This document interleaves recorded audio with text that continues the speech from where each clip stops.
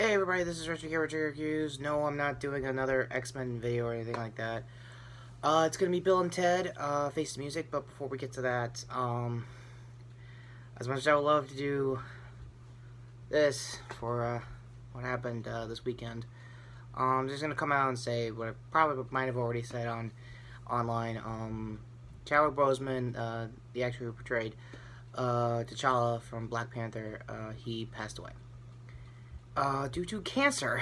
I don't want to get into the exact version of it. If you or anyone in your family who have someone who's going through cancer, it sucks regardless, and to even know the exact one is probably grosser than it sounds, but I'll leave his full news of it down below if you want to know. Getting to the point, from what everyone has been talking about so far about his passing, is that it turns out he was diagnosed before he even got big with Black Panther. I think he must have got the news when they were still filming Civil War at the time. No cards to any of my previous reviews. Just go to my channel. You'll find it from there. So yeah. This was a big one. This really sucked. It deserved its own time. And, I don't know. I'm not rambling or mumbling like I usually do. This hurts reporting, honestly. I guess the only weird and yet sobering silver lining, if you can believe that, when everyone was reporting the news online, his fame and power, I guess, of being this good of a character reached to the likes of DC. I'm not kidding. They tweeted in respect for the actor as well. And if that's not a good road to make a proper Marvel and DC stories again, instead of whatever the hell 5G was supposed to be, yeah, I'll take that as a win, in a weird way. So before we also get to the movie itself, first and foremost, a moment of silence, rightfully so. Rest in power, my king. Yeah, I might have made that. I don't know if I'm borderlining on overhyping or underhyping. I don't want to know, honestly. I left 2 posts about my 2 cents of it on Instagram. Follow me down below if you want to take a look at it. One of them was a cool Power Rangers Photoshop, so yeah. I mean, the Power Rangers fandom has their fair share of PR actors who passed away.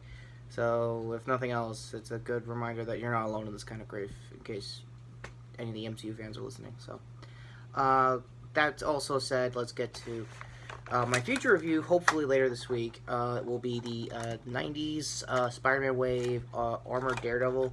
I was gonna make it as my own little half review, half editorial to stuff I might have missed when I was covering the Daredevil series when it was out on Netflix, and I guess a pseudo pitch to making this suit a, I guess, more practical thing again in either the comics or if they give him an MCU movie again. So that will be on the back burner later next week. So that and Umbrella Academy Season 2. Also, I know I probably already put this on my Epic Fights playlist. For those who are new to my channel, I have what's called Epic Fights playlists. This is me when I was very, very starting out on YouTube, and I just like making compilations. It's up to 22 now.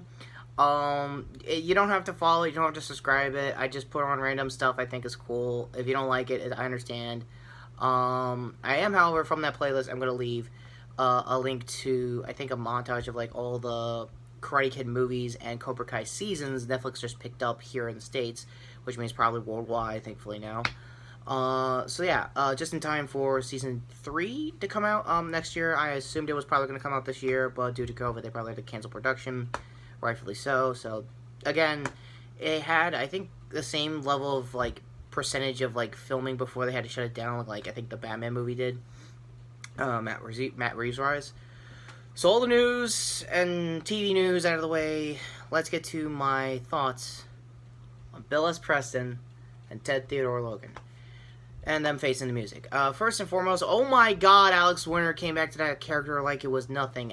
For those who also know, I've also had this kind of I guess, critique, and in a positive light, just in case Alex ever sees this. Hey, buddy, how you doing? You killed it. Again, I guess comparing it to Cobra Kai, this is a almost 3 decades late sequel, because last time they had a sequel was Bogus Journey all the way back when I was born in 91. Yeah, kind of serious. and it's one of those rare times comedies, in this particular case for Bill and Ted, to actually not only succeed decades after the fact, but kind of nail it on their long overdue sequel. So yeah, I'll go non-spoilers because I don't remember everything about the whole plot.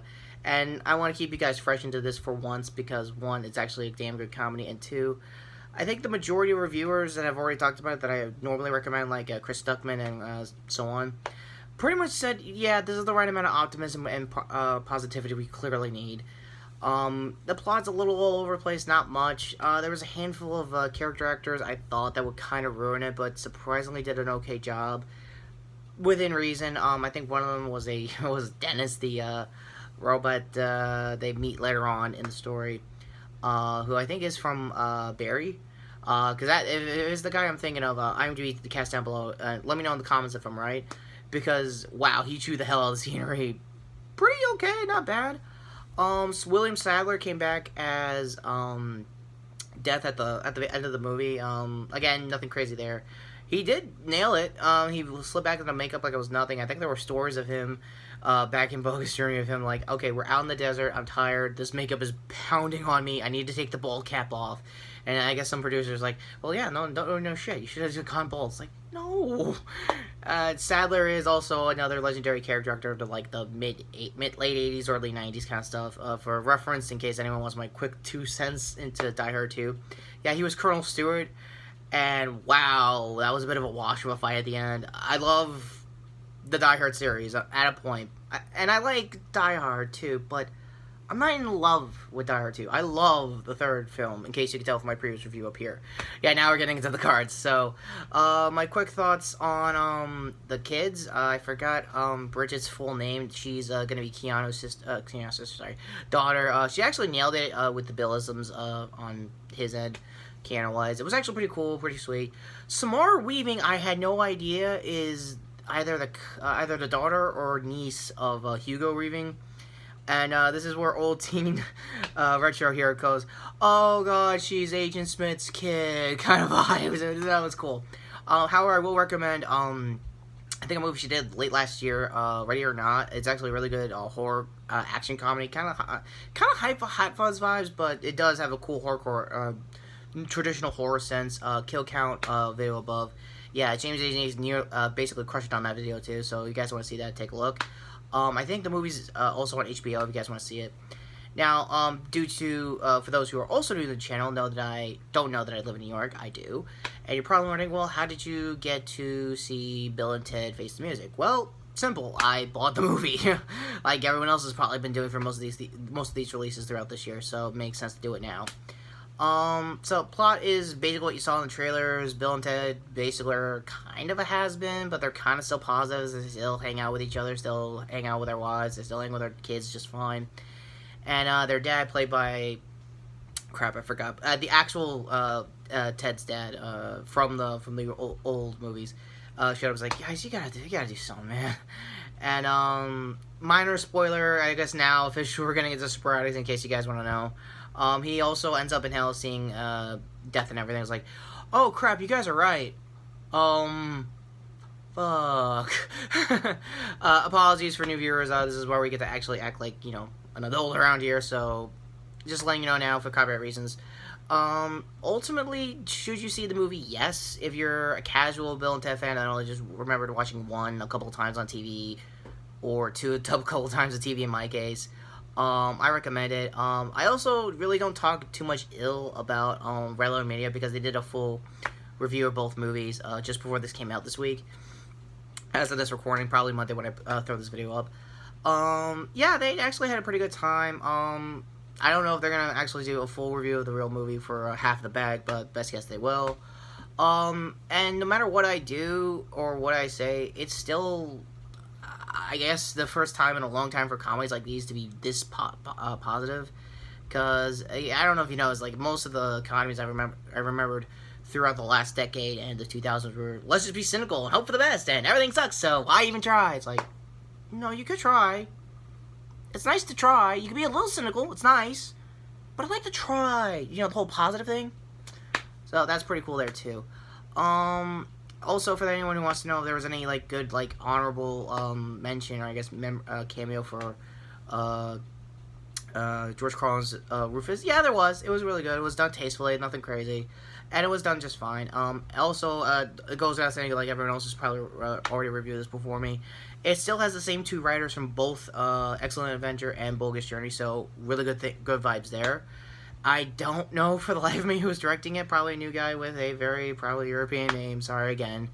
I am doing, like I said, down below. So, ultimately, should you go see this movie? Yes. I mean, the comedy's fine. It's super light. It's very family movie vibes. Even for a PG-13 budget, that's actually pretty damn good. And, yeah, Keanu and Alex Winter's come back to this, go back to these roles just fine. I thought the only thing that was going to distract me when I was seeing the trailers the first couple times was going to be Keanu without the not the bush, his signature John Wick nowadays John Wick beard. But turns out he can do it just fine, and they do go a little comical with the future of them's, and it's really cool. Again, I won't go into specifics. It's along the journey of getting the song that unites the whole universe, align the planets, and do some cool stuff. So, ultimately, I say it's a full 8 out of 10. Keep in mind, it's a little bit required watching with Excellent Adventure or Bogus Journey. If you just want to skim it, go ahead. Nothing crazy like finding old TV shows like the animated or live action, or find any games and stuff, or what I just found out that there were some Boom comics. I might actually pick that up. It was probably just like a continuation from Just 2. It wasn't like whatever's going to be here now with Face the Music. Am I confusing you? Probably. My bad in advance if that is the case. Again, I'll probably put a wiki down below just in case it has any canon or lore whatsoever. It's Bill and Ted. It's not that hard. It's not that complicated. And I think Red Lemire said it themselves. This was like their attempt to make a Back to the Future knockoff, but turned out to be its own thing, which actually made a lot of sense in the long run. So, rambling with factoids aside for once, instead of just talking about how awesome the movie is. This is Retrokid Reviews. Like I said, I will be doing a quick, not really quick and dirty, a full review of the 90s Spider-Man Armored Daredevil wave. It's been a long time for my channel to finally get a Daredevil figure in general. And much like Punisher, it's gonna be something rando and adjacent to their usual gear. Wouldn't be my channel if it wasn't that. But yeah, end card's finally coming up to my previous video, which was nothing but DC fandom news. Link to the movies trailer here if you guys want to still have some cool vibes. And shirt here for to sub my channel. Hit the notification down below for more. Hopefully, come next year, new movies and future content. And yes, I will also try my best to do the finale arc for Kamen Rider 01 later this week before sitting through Kamen Rider Saber. I'm going to do back-to-back viewings of that. So if I don't have any videos throughout that week, it's mainly because of work and researching into getting back into 01 and starting off with Saber, Toku-wise. So that all being said, be excellent to each other. Party on, with COVID aside, guys and gals and dudes, mostly. I botched it, but honestly, it's probably the most heartwarming I'm going to be around here. So, take care, subscribe, and please go see this movie. It's actually really good, and definitely worth $25 full price. Yes, I went full price. I didn't write this. Totally worth it.